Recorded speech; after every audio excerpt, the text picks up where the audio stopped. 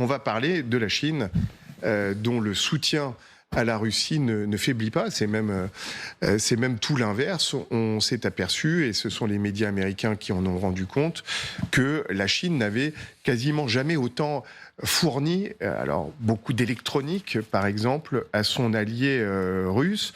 Soutien important, comme le dit CNN, soutien qui est même fondamental, qui explique peut-être en partie pourquoi l'économie russe ne se porte pas si mal. En tout cas, on le voit en arrière-fond, il reste Pékin, comme à une certaine époque. Sauf que la situation a changé, et le rapport de force aussi entre les deux pays a changé. Alors, ce qu'il faut dire, je vais essayer d'aller à l'essentiel. Donc il y a toujours cette ambiguïté qui existe dans les relations aujourd'hui entre la Russie et la Chine. Parce que les deux pays, évidemment, ont besoin l'un de l'autre. Tout simplement parce qu'ils se retrouvent aujourd'hui dans le même camp des autocraties qui se lancent à l'assaut de la démocratie et de l'Occident, de façon générale, de la civilisation occidentale. Donc, il y a cette similitude idéologique, il y a cette synergie idéologique qui réunit les deux. En même temps, la Chine essaie toujours de s'adapter à la situation qui existe dans le monde, à la différence de la Russie qui nous donne parfois l'impression de détruire l'ordre mondial. La Chine s'adapte pour saper cet ordre mondial de l'intérieur. Donc, vous vous souvenez, il y a quelques jours, Lavrov est allé à Pékin. On va voir des images de lui, d'ailleurs, sur place. Il avait rencontré le ministre des Affaires étrangères, son homologue chinois. Et enfin, le message de Lavrov était assez simple. Donnez-nous plus d'aide. Montrez-vous de façon plus résolue, plus ouverte, que vous êtes de notre côté. À quoi les Chinois lui avaient dit « oui, mais ». C'est-à-dire, d'un côté, oui, nous pouvons vous soutenir parce que nous n'avons aucun intérêt à ce que la Russie s'effondre. Mais de l'autre côté, nous connaissons bien le monde globalisé d'aujourd'hui. Et dans ce monde globalisé, l'économie chinoise est complètement interconnectée avec l'Occident. C'est-à-dire, nous ne pouvons pas, finalement, s'extraire de l'Occident et nous devons quand même soutenir la Russie parce que, je répète, nous avons cette similitude idéologique avec ces régimes qui, aujourd'hui, essaient de constituer une sorte d'alternative à l'ordre démocratique, à l'ordre libéral du monde. Donc, du coup, la position chinoise, c'est toujours la position qui nous ramène aux fondamentaux de ce pays. Je voudrais rappeler quand même que la Chine, c'est une des plus anciennes civilisations en continu du monde.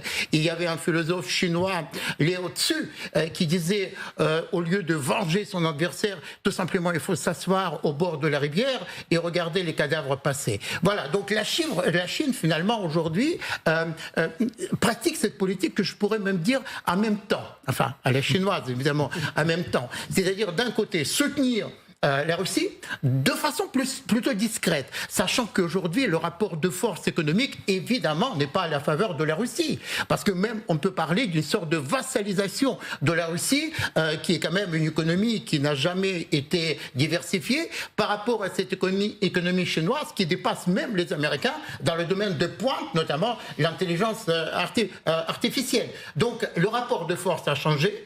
La Chine et la Russie, ce sont des pires ennemis, des pires amis, je vous laisse la meilleure formule de ça, donc qui sont condamnés d'une certaine façon à rester ensemble, tout en ayant toujours ces contradictions qui sont intrinsèquement liées aux différences de ces deux pays-là et de leur perception de la globalisation du monde contemporain. Alors, soutenir la Russie, voir les cadavres passer peut-être sans se froisser trop avec l'Occident, c'est un petit peu le principe de la Chine. Écoutez la porte-parole du ministère chinois des Affaires étrangères, Mao Ning, lorsqu'elle aborde ce soutien avec la Russie, c'est rhétoriquement assez intéressant.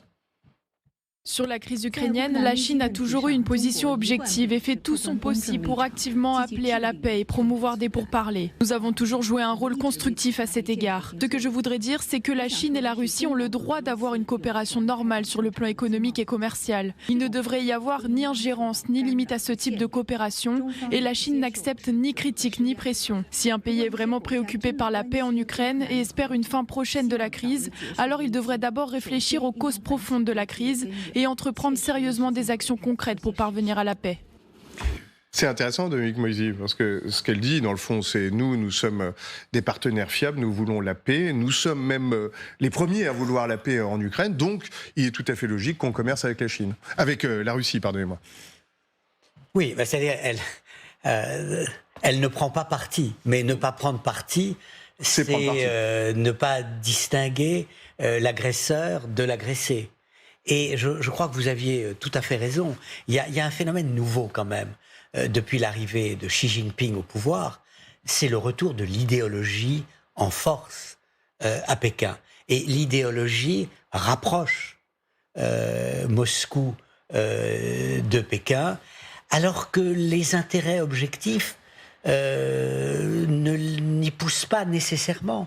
Je dirais que du temps de Deng Xiaoping, les choses se seraient sans doute passées très différemment. Il y a, ce qui me frappe, c'est qu'il y a une sorte de sentiment de supériorité des Chinois par rapport aux Russes. Vous l'avez mentionné, pour des raisons objectives, pour des raisons même civilisationnelles. Nous sommes là depuis toujours. La Russie, qu'est-ce que c'est ? C'est pas grand-chose. Mais c'est un allié idéologique objectif. Et nous allons le soutenir à fond. Nous avons intérêt à ce que la Russie l'emporte. Mais nous n'avons pas intérêt à ce que le conflit éclate de manière parfaitement irrationnelle. Donc, les Chinois disent aux Russes, nous sommes là pour vous aider, mais attention, ne sombrez pas dans la folie, n'utilisez pas l'arme nucléaire. À plusieurs reprises, ça a été mentionné par les Chinois. Mais en apparaissant comme neutres, en fait, ils ont pris parti. Et ils se revendiquent un peu comme le leader du Sud global, et pas seulement du monde idéologique despotique. C'est une affaire qui concerne directement les Occidentaux. Nous n'avons aucune raison de prendre parti pour le pays que soutiennent les Occidentaux. Margot Haddad est en ligne avec nous. Vous êtes à Moscou depuis quelques jours et pour encore quelques semaines, Margot, cette aide de la Chine, évidemment, le Kremlin en attend beaucoup, ce soutien. Oui, ce qui est très intéressant, c'est que quand on lit la presse russe, les premières choses qui sont révélées au grand public, c'est les mots de Sergueï Lavrov et de Xi Jinping concernant le sommet pour la paix qui va être organisé en Suisse et qui ne prend pas en compte, selon le Kremlin, la position russe. Et donc, à partir de ce moment-là, vous avez une fenêtre d'opportunité pour la Chine d'arriver en tant qu'interlocuteur diplomatique, puisqu'il demande dans la foulée des discussions sous l'égide de la Chine pour parvenir potentiellement à une certaine forme de négociation. Donc ce rôle de la Chine sur la scène internationale, ce rôle d'interlocuteur diplomatique est quelque chose de très important qui a été mis en avant également dans ces négociations entre l'Arabie Saoudite et l'Iran il y a à peine quelques mois, et donc qui est très révélateur sur le rôle que voudrait exercer la Chine dans les relations internationales.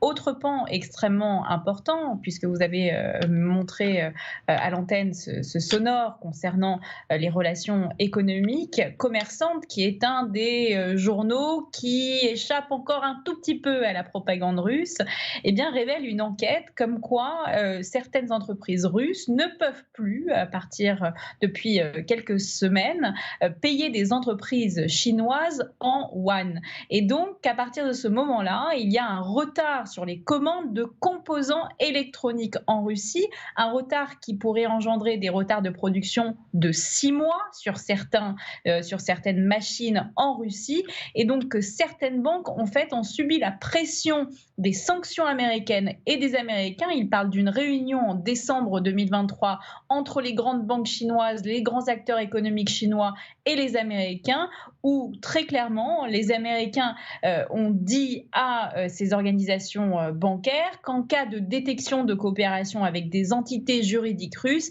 ils cesseraient toute coopération et ils infligeraient des sanctions à ces entreprises chinoises.